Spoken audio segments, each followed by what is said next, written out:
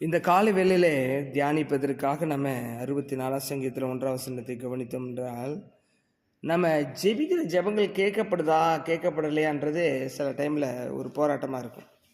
நான் மீண்டும் அந்த வசனத்தை வாசிக்கிறேன், கவனிங்க. ராக தலைவனுக்கு ஒப்புவிக்கப்பட்ட தாவீதின் சங்கீதம். தாவீதின் அனுபவம் ரொம்ப கடினமான ஒரு சூழ்நிலையில் அவர் ஆண்டவர் நோக்கி பாடுற பாடல் தான் இந்த சங்கீதங்கள்லாம். அனுபவத்திலேருந்து வர்ற பாடல்கள். தேவனே, என் விண்ணப்பத்தில் என் சத்தத்தை கேட்டறணும். சத்ருவால் வரும் பயத்தை நீக்கி என் பிராணனை காத்தருளும். இதனுடைய தொடர்ச்சி 2 வசனத்தையும் வாசித்தா தான் புரியும். துன்மார்க்கர் செய்யும் ரகசிய ஆலோசனைக்கும் அக்கிரமக்காரருடைய கலகத்திற்கும் என்னை விலக்கி மறைத்து கொள்ளும். அல்லேலூயா.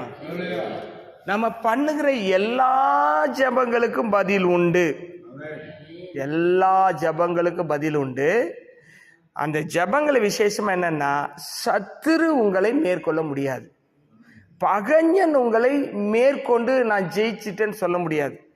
ஏன்னா உங்களை ஜெயிக்கிறது எதுக்கு சமம்னா, கர்த்தரை ஜெயிக்கிறதுக்கு சமம். அதனால கர்த்தர் கொடுத்த வாக்குத்தத்தங்களும் கர்த்தர் கொடுத்த தரிசனங்களுக்கு எதிராக சத்துரு வேலை செய்யும் பொழுது கர்த்தர் சத்துருடைய பிடரியை உங்க கையில ஒப்பு கொடுப்பார்.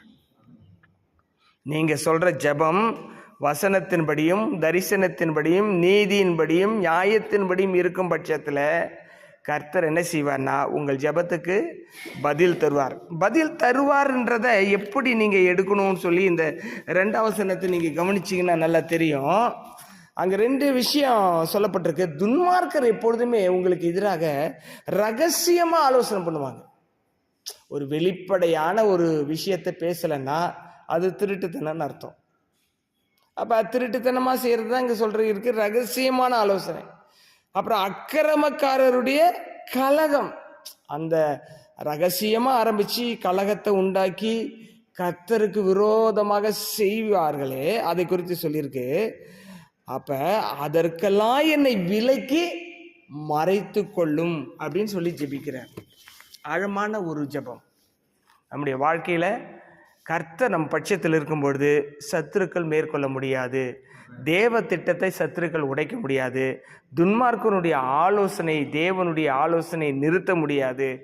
இவைகளெல்லாம் தாவீதினுடைய அனுபவமாய் இருந்தது.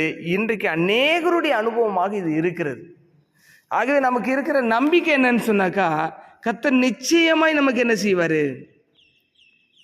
விடுதலை கொடுப்பார். இதுல 10 வசனம் பாருங்க. நீதிமான் கர்த்தருக்குள் மகிழ்ந்து அவரை நம்புவான்.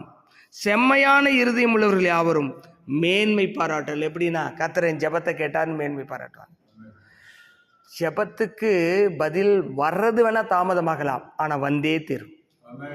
வர்றது தாமதமாகலாம், ஆனால் வந்தே தீரும். கர்த்தர் என்ன சொன்னாரோ அதை செய்வார். தாமதமாகலாம், ஆனால் செய்து முடிப்பார்.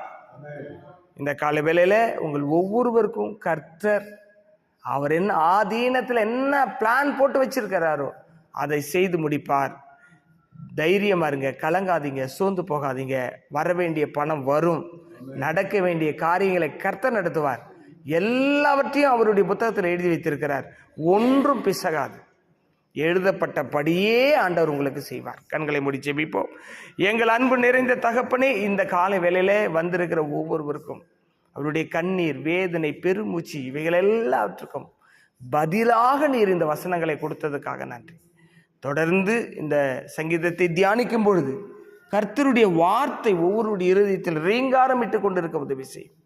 ஆசீர்வதி. இயேசுவின் நாமத்தில் ஜெபிக்கிறோம் எங்க நல்ல பிதாவே. என் ஆத்துமாவே கர்த்தரை ஸ்தோத்திரி, என் முழுவலுமே அவருடைய பரிசுத்த நாமத்தை ஸ்தோத்திரி. என் ஆத்துமாவே கர்த்தரை, அவர் செய்த சகல உபகாரம் மறவாதே. ஆமென். அல்லேலூயா, அல்லேலூயா, அல்லேலூயா. கர்த்தர் உங்களை ஆசீர்வதிப்பாராக. God bless you.